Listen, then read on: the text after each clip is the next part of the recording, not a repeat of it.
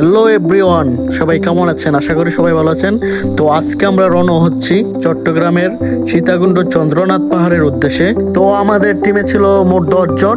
আমরা ঠিক রাত 10টায় রওনা হলাম চট্টগ্রামের উদ্দেশ্যে। তো আপনারা যারা যারা ঘুরতে পছন্দ করেন তাদের জন্য আজকের এই ভিডিওটা। ফাইনালি আজকে সীতাকুণ্ড পাহাড়ের প্রাকৃতিক সৌন্দর্য তুলে ধরবো এই ভিডিওটিতে। তো সম্পূর্ণ ভিডিওটি দেখার অনুরোধ রইল আপনাদেরকে। ফাইনালি 6 ঘন্টা জার্নির পর আমরা পৌঁছে গেলাম সীতাকুণ্ড রেল ক্রসিং গেটে।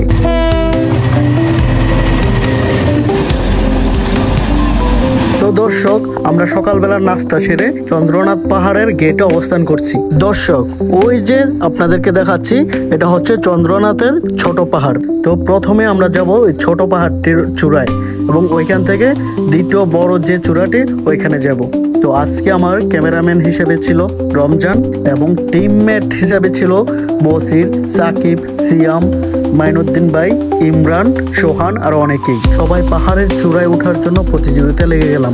যেহেতু আমি একটু স্বাস্থ্যবান, তো আমি সবার পিছনে পড়ে গেলাম। অনেক কষ্ট হচ্ছে পাহাড়ে উঠতে, তারপরেও উঠতে হবে যেহেতু প্রতিযোগিতায় নেমেছি। শরীর আর পা চাচ্ছে না উপরে যাই, কিন্তু মন বলছে উপরে যেতে হবেই। এবার তো সবাই সত্যি সত্যি অনেক বেশি ক্লান্ত হয়ে পড়েছে। সবার শরীরে আর কোনো এনার্জি নেই উপরে ওঠার জন্য, তাই সবাই মিলে একটু রেস্ট করে নিলাম। এই ক্ষেত্রে রমজান, সিয়াম, সাকিব তারা একটু ভিন্ন।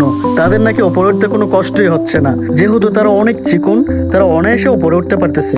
এখানে দেখে অবাক করা এক কাণ্ড। একটু উপরের দিক তাকিয়ে দেখি একটি আপু নাচতে নাচতে অনায়াসে পাহাড়ের চূড়ায় উঠতে লাগলো। আপুকে দেখে আমরা উৎসাহ পেয়ে উঠতে লাগলাম, যেহেতু আপু মেয়ে হয়ে পাহাড়ের উপরে উঠতে পারে, আমরা কেন পারবো না? এ বলে পাহাড়ের উপরে ওঠার জন্য আবারও হাঁটা শুরু করলাম। এ পর্যন্ত এসে যারা আমাদের চিকন টিমমেট ছিল ওরাও এসে ক্লান্ত হয়ে গেল। ক্লান্ত শেষে রেস্ট নিয়ে আবারও হাঁটতে লাগলাম। ফাইনালি গাইজ, অনেক কষ্টের পর আমরা প্রথম পাহাড়ের চূড়ায় পৌঁছে গেলাম। এত কষ্টের পর পাহাড়ের চূড়ায় পৌঁছতে পেরে আমাদের অনুভূতিটা প্রকাশ করার মতো নয়। সবাই অনেক খুশি।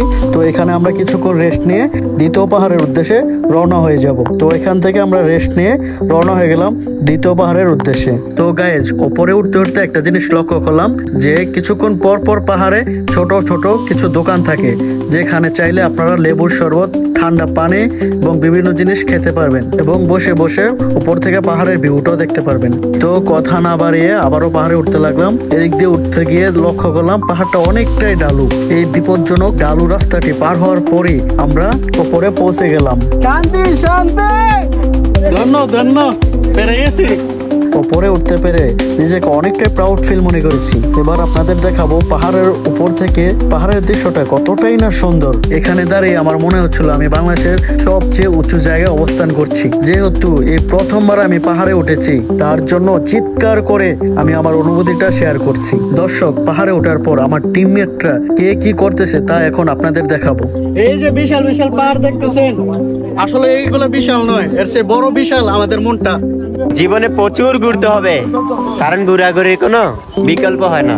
যেহেতু রমজান টিকটকে অনেক সেলিব্রিটি, তাই রমজান কিছু টিকটক বানিয়ে নিতেছিল। তো এখন আপনারা দেখবেন এক নজরে ভিউটা কতটা সুন্দর, মনটা জুড়িয়ে যাবে। ফাইনালি গাইজ, চন্দ্রনাথ পাহাড় ভ্রমণ শেষ করে এখন নামার পালা। পাহাড়ে উঠতে গিয়ে যতটাই না কষ্টকর, পাহাড় থেকে নামার সময় তার চেয়ে বেশি ভয়ানক। এখন আপনাদেরকে দেখাবো এক ভয়ানক এক রাস্তা। তো দর্শক, এই রাস্তাটি দিয়ে নামতে তো অনেকটাই কষ্টকর, তবে নামার চেয়ে দেখতে অনেকটা বেশি ভয়ঙ্কর। এই রাস্তাটা যেহেতু অনেকটাই খারাপ, এখান থেকে কেউ স্লিপ কেটে পড়ে গেলে মনে হয় না তাকে আর খুঁজে পাওয়া যাবে। তো দর্শক, এতক্ষণ আমাদের এই ভিডিওটা দেখার জন্য আপনাকে অনেক অনেক ধন্যবাদ। তো দেখা হবে নেক্সট কোনো ভিডিওতে। ততক্ষণ ভালো থাকবেন, সুস্থ থাকবেন। আল্লাহ হাফেজ।